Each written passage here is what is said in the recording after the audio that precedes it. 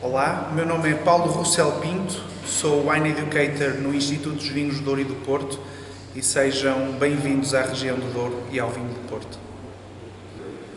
A história do vinho do Porto confunde-se também com a história da primeira denominação de origem do mundo.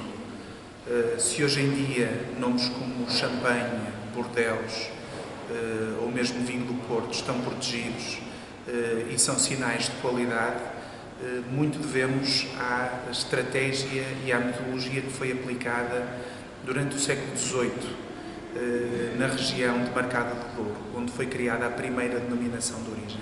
Uma denominação de origem tem sempre uma zona geográfica restrita, um conjunto de regras para a produção de um produto e uma entidade que controla esse produto.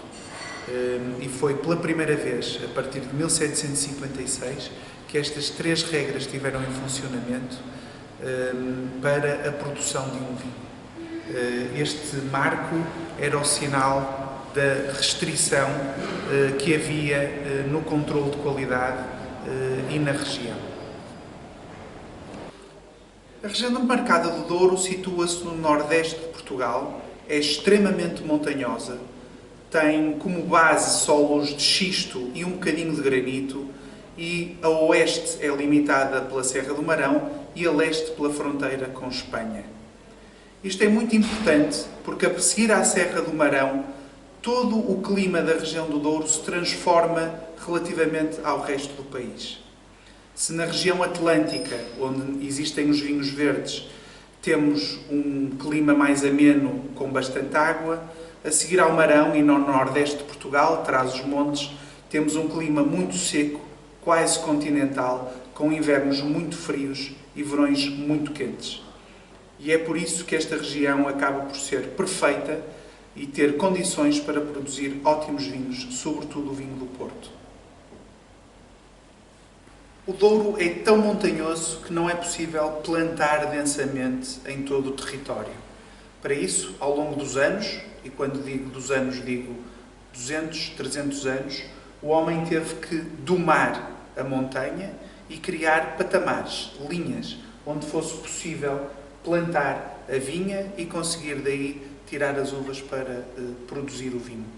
Este trabalho é muito laborioso, foi feito durante muito tempo, mas também cria as condições perfeitas para que a uva possa crescer, de um lado protegida do vento, do outro lado tendo mais sol e sempre com acesso à água.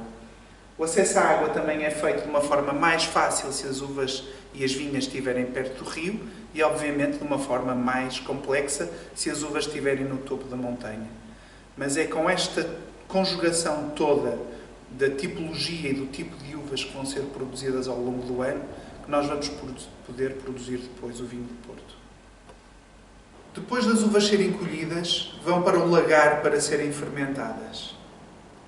A fermentação é um processo que transforma o açúcar e a doçura das uvas em álcool.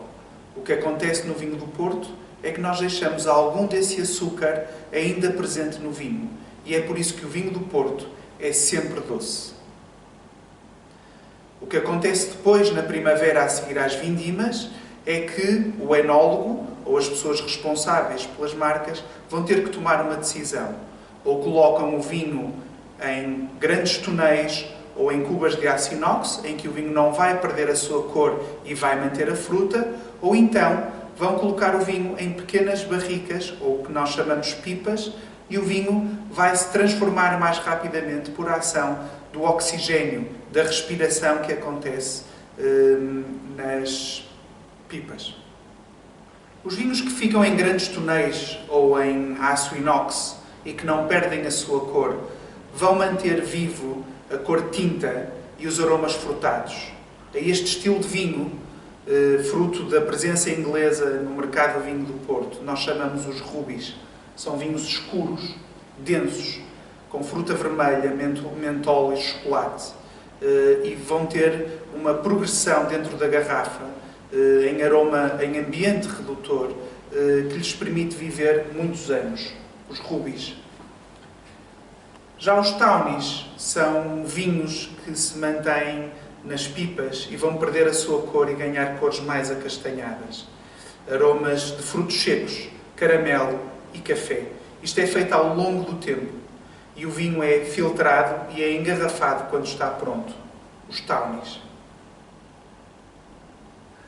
Também há vinhos do Porto brancos, feito a partir de uvas brancas, sempre com o mesmo processo dos outros vinhos do Porto, que significa que eles também vão ser doces e vão ter aromas e sabores intensos.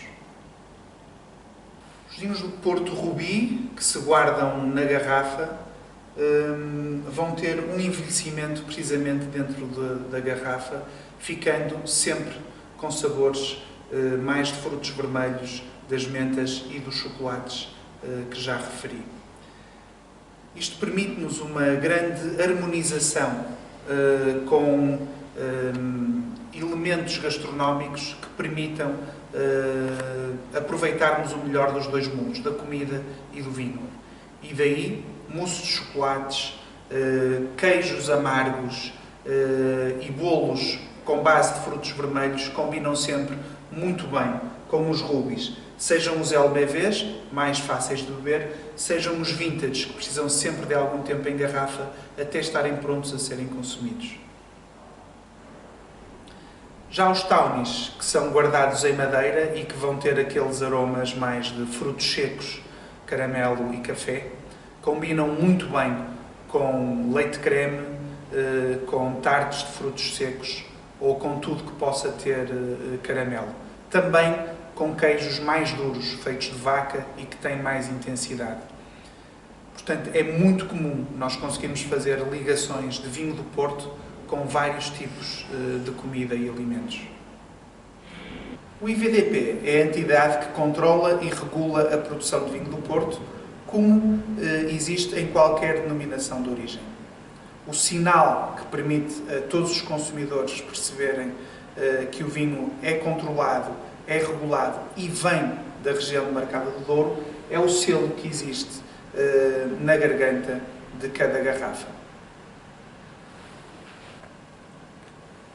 É o trabalho do IVDP, através de laboratórios e através da Câmara de Provadores, assim como o trabalho que é feito no terreno e no território, que faz com que o vinho do Porto, para além de ser um dos vinhos mais controlados do mundo, também é um dos melhores vinhos do mundo. Porque existe enquanto denominação de origem há mais de 250 anos, o vinho do Porto é um dos produtos mais exportados de Portugal e existe em cerca de 150 países, sendo os principais a França, os Países Baixos, a Bélgica, o Reino Unido ou os Estados Unidos da América, por exemplo. Mas é sempre essa qualidade que faz com que o vinho do Porto seja um dos melhores vinhos do mundo. Claro que para saber mais profundamente sobre o vinho do Porto, os vinhos do Douro e a região demarcada, é preciso vir à cidade do Porto. Só assim conseguiremos ter uma experiência muito mais profunda e perceber muito melhor a exigência e a excelência do vinho do Porto. Obrigado e até breve.